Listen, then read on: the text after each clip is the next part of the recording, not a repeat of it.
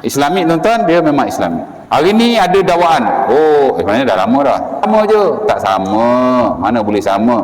Pakar-pakar muamalat, baik di peringkat bank negara, baik di peringkat perbankan, penipal nak mikir, nak bagi lari lah yang betul-betul riba. Bentuk-bentuk riba ni tuan-tuan, dia ada banyak, terutama dalam konteks hari ni. Pasal dunia berkembang, manusia ada macam-macam, sistem ada macam-macam.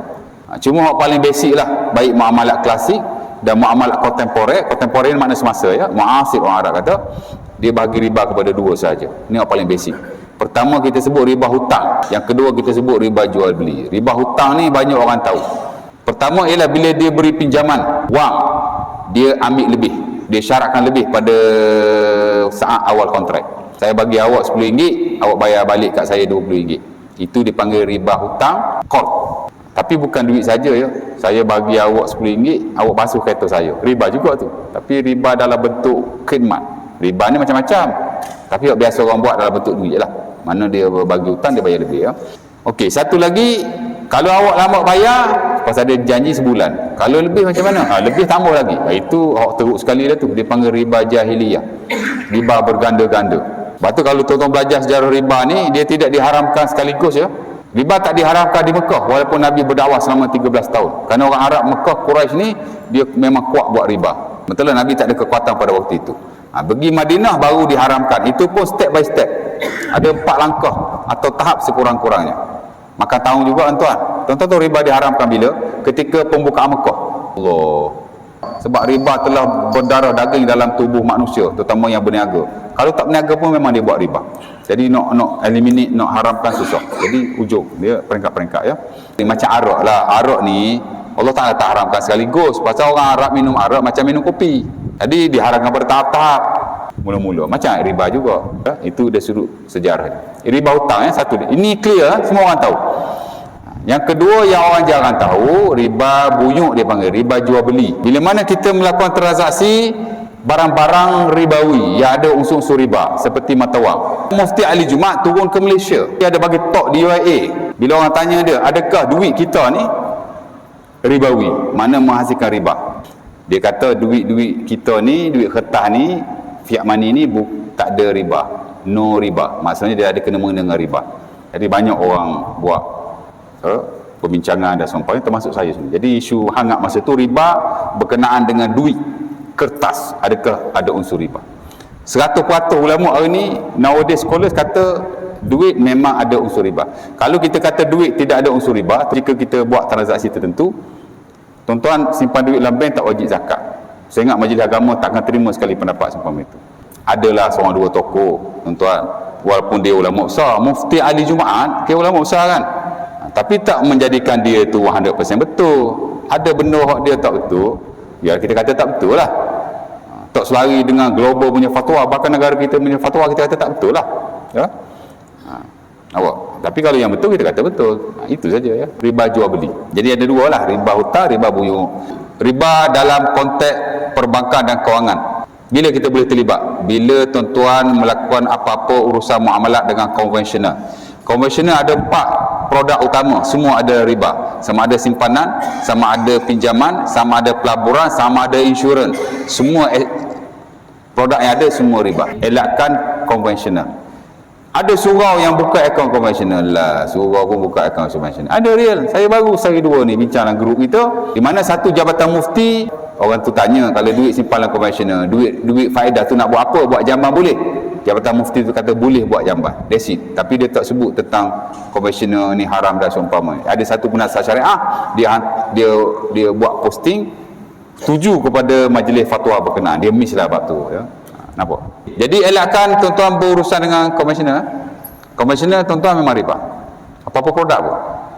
Kerana dia ada basis dia. Tapi mungkin saya boleh explain next time lah. Jadi itu kan Islami lah. Islami tuan-tuan, dia memang Islami. Hari ni ada dakwaan. Sebenarnya dah lama dah. Sama je. Tak sama. Mana boleh sama. Pakar-pakar muamalat, baik di peringkat bank negara, baik di peringkat perbankan, penipal nak mikir, nak bagi lari lah yang betul-betul riba. Hak konvensional ni tak ada kompromi memang 100% riba. Hak Islami ni boleh bincang lagi. Jadi tuan-tuan, pilihan di tangan anda. Okey, yang kedua, pelaburan.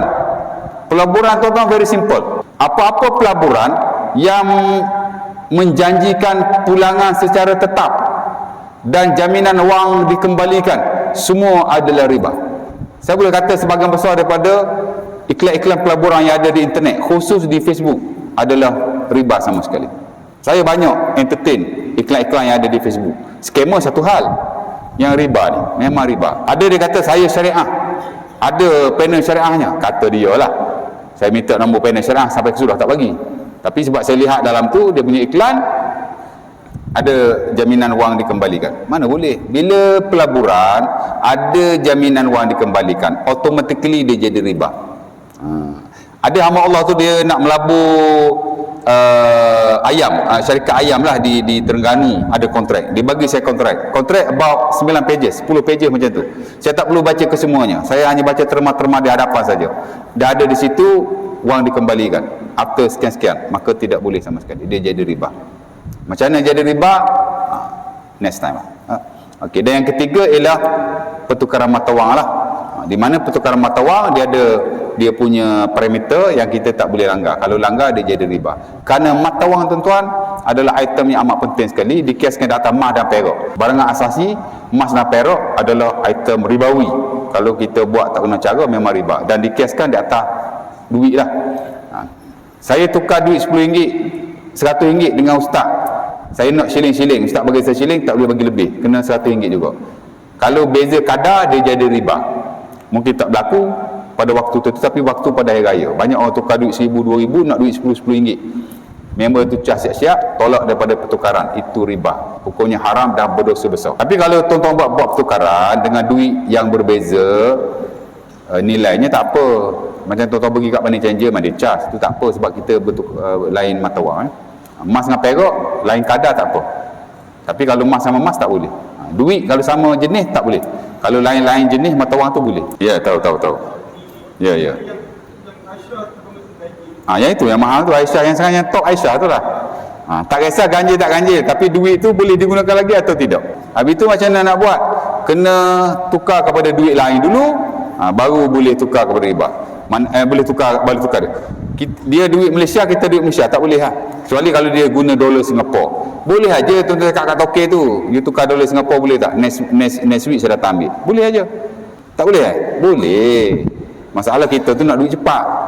Dah duit seriah kita, orang nak bagi 2,000, laju dia ambil. Cuba cakap kat tokek sini, bos, saya punya agama ini haram tau. Boleh tak you convert duit ni kepada dolar, you bagi saya. Tukar dolar boleh. Very simple. Saya ingat orang bukan Islam tu pun kata, boleh. Kalau berlainan mata wang tak apa. Kita nak tak nak je. Boleh. Adalah dia punya parameter. Tapi nak ambil tahu juga waktu. Jadi 3 tadi boleh.